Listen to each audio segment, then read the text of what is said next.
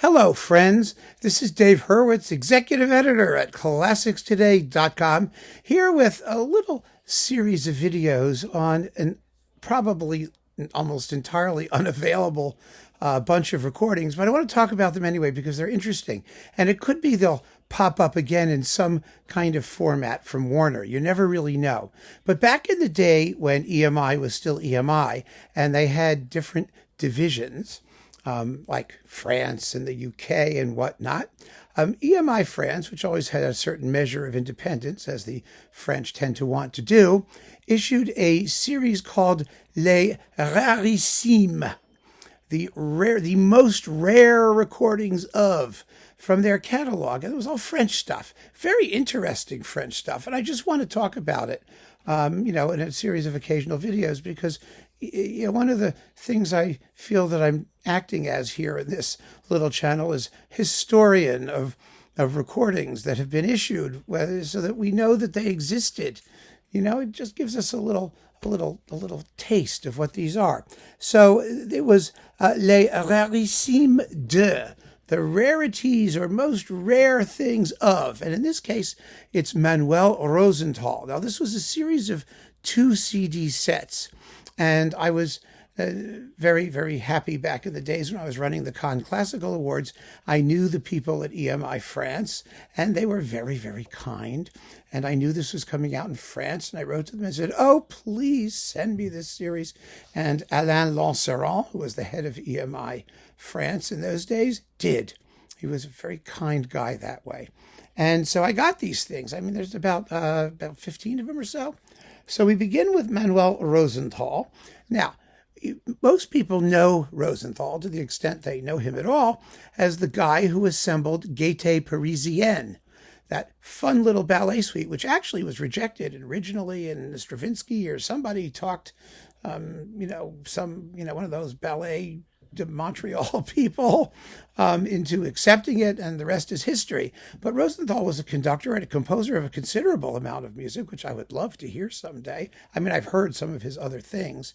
He lived to be 98. He made some recordings for Naxos before he passed away. But he did a lot of stuff. And it would be really good if we could get a Rosenthal serious music series going or something like that. He was a good composer from what I've heard.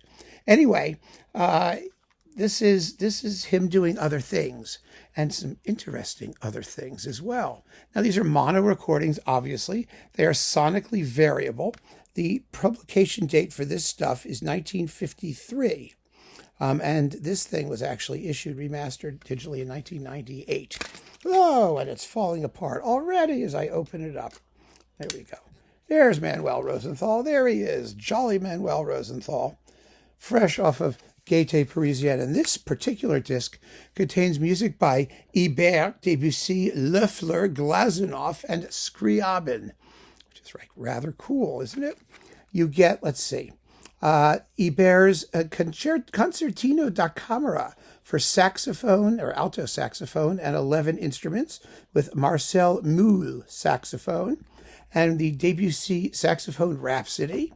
And, oh my, hang on a minute, we're getting an interruption. Hello, sweetie. This is Mildred. Come here. Come here, honey. She doesn't want to get up. Hi. Oh, she does. There we go. Hello.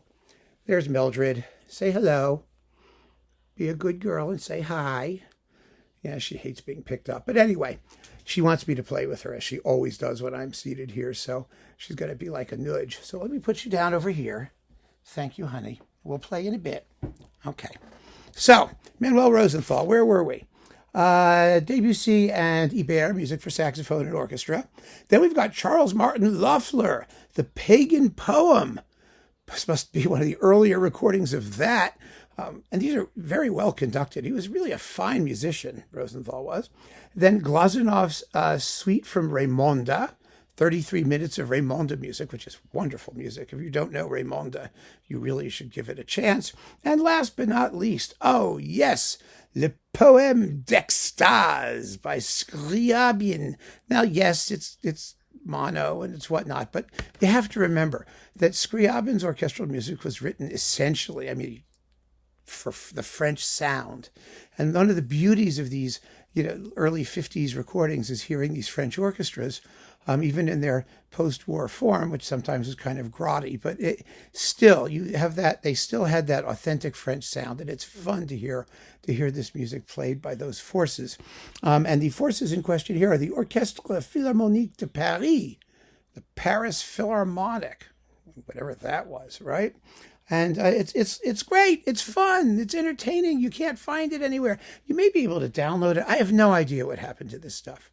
I'm just trying to do a service to the history of the universe by mentioning the fact that these things existed and giving you some sort of reason to keep your eyes out and your ears perked up, because they may reappear. Nothing ever goes away permanently, which is part of the joy of this whole thing. So keep on listening, friends. Thanks so much for joining me. We'll do more of these.